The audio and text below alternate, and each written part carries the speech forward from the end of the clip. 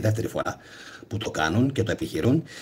Επαναλαμβάνω, για όσους από εσάς βλέπετε την εκπομπή για πρώτη φορά και προφανώς την προηγούμενη την έχω σβήσει γιατί δεν υπάρχει λόγος να υπάρχει, Παρασκευή θα γίνει εκπομπή η φυγή του Τρίτου Ράιχ στο Ούντερλαντ της Ανταρκτικής και το Σάββατο θα γίνει εκπομπή για τον Ιησού, τι ήταν στην πραγματικότητα ο Ιησούς Χριστός, και όπως προανέφερα και πριν από λίγο στην εκπομπή η οποία έπεσε, την έριξαν οι γνωστοί, άγνωστοι φίλοι εχθροί του καναλιού, θα γίνει το Σάββατο στις 22:30, 10:30 το βράδυ, η εκπομπή τι ήταν στην πραγματικότητα ο Ιησούς Χριστός. Και αυτό που έλεγα και πριν είναι ότι πλέον έχουμε αποδεχτεί όλοι και γνωρίζουμε ότι είναι φανταστικό πρόσωπο, ανύπαρκτο ιστορικά ο Ιησούς, είναι κάτι εντελώς διαφορετικό, και αυτό το κάτι εντελώς διαφορετικό είναι που θα αναλύσουμε όλοι μαζί το βράδυ του Σαββάτου, και πιστεύω ότι πάρα πολλοί κόσμος θα καταεντυπωσιαστεί.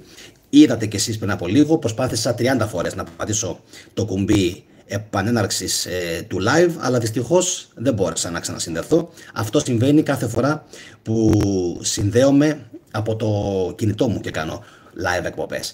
Λοιπόν, τώρα, αν δεν μου ρίξουν και πάλι την εκπομπή, θα ήθελα να σας διαβάσω ένα σχόλιο το οποίο μου έγραψε ή έγραψε κάποιος στο YouTube και το οποίο το έχω τσιμπήσει. Ένα σχόλιο το οποίο πραγματικά δείχνει ότι η τρέλα έχει βαρέσει κόκκινο σε αυτήν την χώρα, και πραγματικά πιστεύω ότι δεν μας σώνει τίποτα. Ο κόσμος αντί να κάθεται να βλέπει θετική ντοπαμίνη και λίγο να ξυπνάει με το μέσα του και να βελτιώνεται, είναι πορωμένος και φυσικά συνεχίζει και εξυπηρετεί ξεκάθαρα πλέον για μένα τα οικονομικά συμφέροντα μερικών. Αλλά εκτός από αυτούς, δείτε λίγο ότι υπάρχουν και κάποια ακόμα.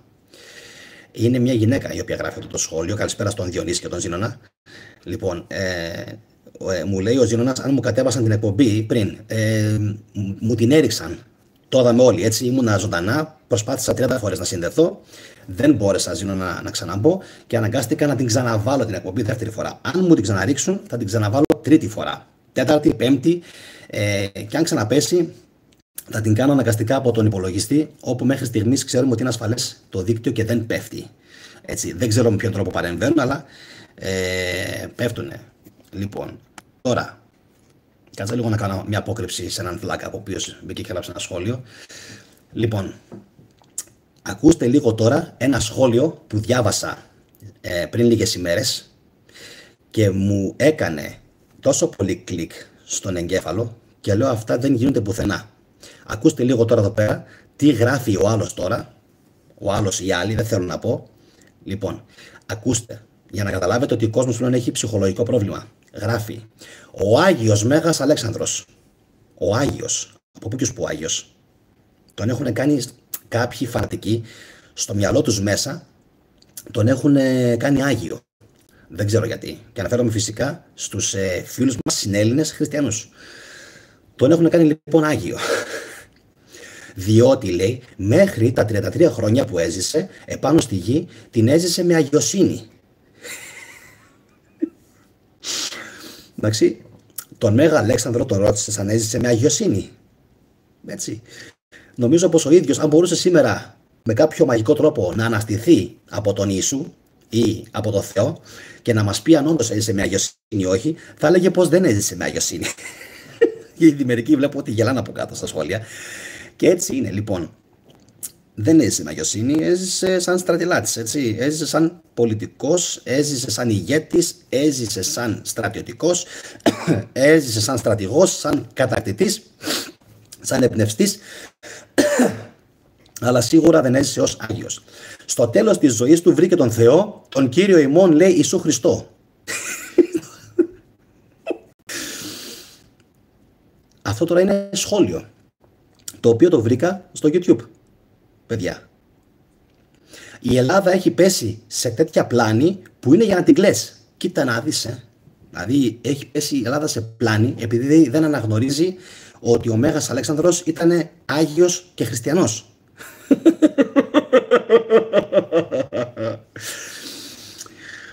Ευτυχώς που ο Ιησούς Χριστός μας στέλνει τους Αγίους του, δεν βλέπεις, γεμάτο είναι. Γεμάτο Αγίους είναι, ο προχθεσινός στους Αγίους Αναργύρους, παράδειγμα, και μας πληροφορούν με την αλήθεια, λέει. Λοιπόν, και συνεχίζει, ο παππούς μου, λέει, ο Άγιος Μέγας Αλέξανδρος, τι γίνεται ρε παιδιά, ο παππούς μου ο Άγιος Μέγας Αλέξανδρος είναι θαμμένος στην Κατερίνη και η κονταγιώτισσα σύεται. Για ποιο λόγο λέω ότι πλέον έχουμε κάψει φλάντζα, έτσι. Έχουμε κάψει πλέον εγκέφαλο. Αυτά δεν είναι φυσιολογικά σχόλια. Έτσι. Τυχερός όποιος θα ζει την ημέρα που θα τον βγάλουμε, θα έρθουν από όλο τον κόσμο να τον προσκυνήσουν.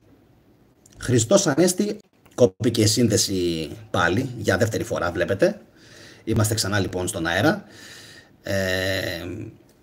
Λοιπόν, που είχα μείνει. Τυχερός όποιος θα ζει την ημέρα που θα τον βγάλουμε, θα έρθουν από όλο τον κόσμο να τον προσκυνήσουν. Δηλαδή, κάποιοι πιστεύουν ότι ο Μέγας Αλέξανδρος είναι θαμμένος κάπου εδώ, ας πούμε, στην Ελλάδα, και ότι θα αναστηθεί και θα ξαναβασιλεύσει. Δηλαδή, αντί να είναι ο Ιησούς αυτός που περιμένουν,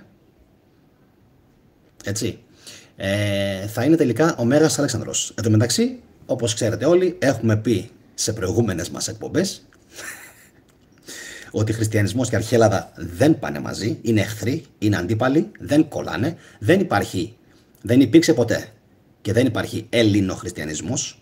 Για όσους από εσάς έχετε συνδεθεί αυτή την εκπομπή, θα επαναλάβω αυτό που είπα και πριν, κάντε like σε αυτή την εκπομπή και δείτε οπωσδήποτε Παρασκευή και Σάββατο 10:30 το βράδυ τις δύο εκπομπάρες που θα κάνουμε. Η πρώτη, η φυγή του Τρίτου Ράιχ στην Unterland της Ανταρκτικής, που διέφυγαν δηλαδή οι Ναζί όταν έχασαν τον πόλεμο ή όταν συνθηκολόγησαν με τους συμμάχους, που πήγαν, που κρύφτηκαν. Θα είναι μια τέλεια εκπομπή. Και το Σάββατο, τι ήταν λοιπόν στην πραγματικότητα ο Ιησούς Χριστός, και πιστεύω ότι οι πιο πολλοί θα πάθετε πλάκα. Οι πληροφορίες που θα σας μεταφέρω είναι από αυτό το βιβλίο εδώ πέρα, το Ιερό Μανιτάρι και ο Σταυρός, και είναι ένα βιβλίο το οποίο έχει γράψει ο Τζον Μάρκο Αλέγκρο. Έχω διαβάσει ήδη 2 βιβλία του Αλέγκρο. Αυτό κοντεύω να το τελειώσω. Έχω διαβάσει μέχρι στιγμής γύρω στις 150 σελίδες. Είναι ένα απίστευτο βιβλίο, το οποίο μου άνοιξε τα μάτια σχετικά με το τι ακριβώς ήταν ο πρώιμος χριστιανισμός. Τώρα, ξέρω φυσικά ότι πάρα πολλοί κόσμος στην Ελλάδα συνεχίζει και εξακολουθεί να πιστεύει ότι ναι, πιστεύουμε και στην Ορθοδοξία, ναι, πιστεύουμε και στον Ελληνισμό, γιατί τελικά εμείς με κάποιον τρόπο, ας πούμε, μαγικό τα κάναμε να πηγαίνουν γάντι. Δηλαδή παίρνουμε στο σχολείο την εκπαίδευση, τη θρησκεία, το ένα το άλλο και ούτω καθεξής, και όλα αυτά νομίζω ότι είναι απλά στη φαντασία του κόσμου. Βέβαια ο κόσμος του αρέσει να το ζει αυτό το παραμυθάκι, ότι είμαστε και λίγο αρχαίοι Έλληνες, αλλά είμαστε και λίγο χριστιανοί. Δηλαδή επερόμαστε, δηλαδή είμαστε αλαζονικά υπερήφανοι που είμαστε απόγονοι των αρχαίων Ελλήνων, αλλά ταυτόχρονα είμαστε και υπερήφανοι χριστιανοί. Ναι, αλλά οι αρχαίοι Έλληνες δεν ήταν υπερήφανοι για τους χριστιανούς. Βάλτε καρδούλα, βάλτε like. Έτσι δεν είναι? Οι αρχαίοι Έλληνες ήταν μισητοί, ορκισμένοι εχθροί του χριστιανισμού. Όπως και οι χριστιανοί ήταν μισητοί απέναντι, μισούσαν δηλαδή τους αρχαίους Έλληνες.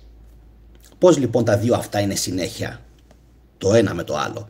Και τώρα φυσικά θα μου πεις, υπάρχει μια απίστευτη ερώτηση, την οποία πολλοί κόσμος θα ήθελε να απαντήσει, έτσι. Δηλαδή, πώς ξέρουμε από ποια μεριά είμαστε απόγονοι? Είμαστε απόγονοι, για παράδειγμα, χριστιανών ή ανθρώπων που δεν πίστευαν στο χριστιανισμό? Αυτό είναι κάτι που δυστυχώς δεν μπορούμε να το αποδείξουμε. Κάποιος θα πρέπει να έχει κρατήσει στο αρχείο του 1500 χρόνια ιστορίας και να ξέρει ποιοι προγονείς του είχαν ασπαστεί το χριστιανισμό και ποιοι δεν τον ασπάστηκαν. Οπότε αυτό είναι λίγο για μένα σπάζω κεφαλιά. Εγώ το έχω πει πάρα πολλές φορές. Θέλεις να μείνεις χριστιανός, μείνε χριστιανός. Δεν είναι και το πρόβλημα μου. Το πρόβλημα μου είναι ότι όλα αυτά είναι ωραία παραμύθια και ότι έχει έρθει η στιγμή ο κόσμος να μάθει κάποιες αλήθειες, οι οποίες είναι θεμελιώδεις, είναι βασικές, και εννοείται πως οτιδήποτε έχουμε αναφέρει μέχρι σήμερα σχετικά με τον, προσέξτε, σχετικά με τον ιστορικό Ιησού, όπως τον γράφουνε, είναι επαναστατικό, όπως τον γράφουνε. Έχει σημασία αυτό. Εγώ πιστεύω ότι δεν υπήρξε. Είναι φανταστικό πρόσωπο. Όμως και πάλι αυτός για τον οποίο γράφουνε πάλι είναι ψέμα. Το πιάνετε? Μπορείτε να καταλάβετε αυτό που σας μεταφέρω? Και ο Ιησούς Χριστός είναι φανταστικό πρόσωπο, ανύπαρκτο ιστορικά, αλλά και αυτός, όπως μας τον γράφουν στα Ευαγγέλια, και αυτός έχει μεταφερθεί λάθος σε εμάς. Αυτό είναι. Αυτή είναι όλη η ουσία της θετικής δοπαμίνης του καναλιού μου. Να καταλάβει ο κόσμος δύο πράγματα. Πρώτον, ότι ο Ιησούς είναι φανταστικό, ανύπαρκτο ιστορικά πρόσωπο, και δεύτερον, ότι αυτό το πρόσωπο που απεικονίζεται στην Καινή Διαθήκη, όπως ακριβώς απεικονίζεται, επίσης έχει πολλά σφάλματα. Πάρα πολλά. Αντιγραφές από τον Διόνυσο, αντιγραφές από τον Γιάουε, αντιγραφές από τον Δία, αντιγραφές από τους θεούς που πεθαίνουν και ανασταίνονται, Ζωραστρισμό, εντάξει, όλα αυτά δηλαδή. Απόλλωνας, το έχω πει και για την Αποκάλυψη του Ιωάννη, ότι δεν παίζει. Όλο αυτό με την Αποκάλυψη, τα πρώτα ειδικά εδάφια, είναι καθαρή αντιγραφή της γέννησης του Απόλλωνα και της καταδίωξης της μάνας του Απόλλωνα λίγο πριν γεννήσει στην Δήλο τα δίδυμα παιδιά της. Όλα αυτά λοιπόν θα έπρεπε κάτι να μας λένε. Και φυσικά τα Ευαγγέλια είναι αντιγραφή, όπως γράφει και ο Ζήνωνας τώρα, είναι αντιγραφή λογοτεχνική. Που σημαίνει ότι και την Οδύσσεια και τους τραγικούς ποιητές τους έχουν αντιγράψει. Άρα η τρέλα, όπως διαβάσαμε και πριν λίγο το σχόλιο που σας διάβασα, το οποίο για μένα είναι ένα από τα λίγα, υπάρχουν και άλλα πάρα πολλά τέτοια. Μου στέλνουν συνεχώς φίλοι πάρα πολλά τέτοια βίντεο. Απόλυτης τρέλας. Απόλυτης τρέλας. Ο κόσμος έχει λαλήσει. Και όσο ο θετικός κάνει βήματα, τόσο κάποιοι ευτυχώς ξυπνάνε. Ευτυχώς. Τα μηνύματα που λαμβάνω καθημερινά στο Facebook είναι πλέον δεκάδες. Πάνω στον μήνα είναι εκατοντάδες. Και αναφέρομαι φυσικά σε νέους ανθρώπους οι οποίοι με παρακολουθούν και μου γράφουν ευχαριστούμε πολύ θετικέ. Πριν λίγες μέρες ήμουνα στο χωριό. Και εκεί με επισκέφτηκε του κολλητού μου ο θείος, δεν θα πω το όνομά του, φυσικά για να τον προστατέψω. Ξέρετε τι μου είπε? Σε ευχαριστώ πολύ. Και πώς το είπε? Με λύτρωσες, με απελευθέρωσες. Έτσι ακριβώς, σήκωσε τα χέρια του ψηλά, έτσι, σε γροθιά, και μου έκανε αυτό. Με λύτρωσες, με απελευθέρωσες από τα βάσανα και από τις σκέψεις που είχα στο μυαλό μου. Γιατί τι γίνεται? Όποιος καθίσει και δει από 5-10 βίντεο μου, έχει πιστεί κατευθείαν ότι κάτι δεν πάει καθόλου καλά με όλο αυτό το παραμύθι που μας πουλάνε. Οπότε στην playlist η αλήθεια που σου κρύβουν για το χριστιανισμό, την οποία θα τη βρείτε στο κανάλι μου, αν κάνετε δηλαδή ένα μικρό scroll στην αρχική του καναλιού μου, μόλις δείτε 2, 3, 4 βίντεο, κατευθείαν θα καταλάβετε πως κάτι δεν πάει καθόλου καλά. Αυτός ο πιτσιρικάς κάτι μας λέει εδώ πέρα, κάτι πάρα πολύ καλό, κάτι πολύ σημαντικό και κάτι που είναι eye-opener, εντάξει, δηλαδή μας ανοίγει τα μάτια. Αυτός λοιπόν ο άνθρωπος ήρθε προσωπικά, δηλαδή εγώ πέρασα από το χωριό του, τον χαιρέτησα, έτσι, και φτάνω στο δικό μου το χωριό. Με πήρε με το αυτοκίνητο από πίσω, ήρθε, κατέβηκε στο σπίτι μπροστά. Εγώ τότε φυσικά είχα ένα θέμα υγείας, όχι δικό μου, με ένα μέλος της οικογένειας, και κατέβηκε με το αυτοκίνητο και μου λέει να σε καλά. Αυτό, να σε καλά. Λέω τι έγινε? Δεν θέλω να πω το όνομά του. Μου λέει με απελευθέρωσες. Του λέω εσύ δεν ήσουν κάποτε που ήσουνα? Μου λέει κάποτε. Κάποτε, λέει, ήμουνα πολλά πράγματα. Έψαχνα, διάβαζα, μελετούσα, πίστευα, ήθελα να βρω την αλήθεια, δεν τη βρήκα ποτέ. Πού τη βρήκα? Μου λέει, σε σένα τη βρήκα. Και μου έκανε αυτό το πράγμα, αυτή τη χειρονομία, την απίστευτη, ας πούμε, με την τέτοια, μου λέει, να σε καλά, με απελευθέρωσες, με έσωσες. Για μένα, λέει, αυτό που έκανες και συνεχίζεις και κάνεις είναι το καλύτερο που μπορείς να κάνεις και για μένα, αλλά και για όλους όσους σε παρακολουθούμε. Και να ξέρεις, μου είπε, σε παρακολουθεί πάρα πολλοί κόσμος, σε αγαπάει πάρα πολλοί κόσμος, σε εκτιμάει πάρα πολλοί κόσμος. Ας μην το λένε. Ακόμα και αν δεν το λένε. Εγώ δεν περιμένω αναγνώριση. Ούτε περιμένω αυτό που έλεγα και σε άλλο βίντεο, να έρθει ο άλλος και να μου πει θέλεις να προωθήσουμε το τάδε βίντεο σου. Εδώ βάζω βίντεο εγώ μόνος μου για προώθηση, διαφήμιση, και ο αλγόριθμος δεν τα προωθεί. Γιατί πέφτει χρήμα από την άλλη μεριά. Να μην βγουν στη φόρα αυτά τα οποία λέω εγώ. Από εκεί και πέρα, τι άλλο να πούμε τελικά. Όπως γράφει λοιπόν και η Μαρία από κάτω, καλησπέρα, είμαστε πολύ λυτρωμένοι τελικά. Αυτό είναι αλήθεια. Πάρα πολλοί κόσμος πλέον έχει λυτρωθεί και έχει ανοίξει, έχουν ανοίξει οι ορίζοντες του. Είναι πάρα πολύ σημαντικό και για την οικονομία του τόπου μας και για τη ζωή μας και για την ευεξία μας και για τη χαρά μας να κυκλοφορούν τριγύρω μας άνθρωποι σαν και εμένα και σαν τη Μαρία και σαν τον Ζήνονα, σαν τον Άλεξ. Ανθρώπους οι οποίοι έχουν καθαρίσει εσωτερικά από τη ζημία που έχουν πάθει από την μικρή ηλικία που φάγανε προπαγάνδα. Αν δεν το έχετε καταλάβει, θα σας βοηθήσω με ένα παράδειγμα να καταλάβετε τι σας έχουν κάνει, αγαπητοί μου τηλεθεατές. Πώς έκαναν του Τρίτου Ράιχ οι ηγέτες που έπαιρναν τα μικρά τα Γερμανάκια και από μικρά τα εκπαίδευαν και τα πόρωναν στην προπαγάνδα, έτσι ακριβώς κάνουν και σήμερα συστηματικά τα σχολεία αυτής της χώρας. Και εσείς που συνδέεστε κάποιοι και μπαίνετε για 2-3 δευτερόλεπτα, μην βγαίνετε κατευθείαν έξω. Με το που βλέπετε κάτι κατευθείαν φεύγετε. Μην φεύγετε. Εσείς χάνετε. Εγώ το έχω πει πάρα πολλές φορές. Ο κόσμος στην εποχή μας πλέον είναι πάρα πολύ του scroll. Δεν δίνουν ευκαιρία στον άλλον να μιλήσει ούτε για 10 δευτερόλεπτα.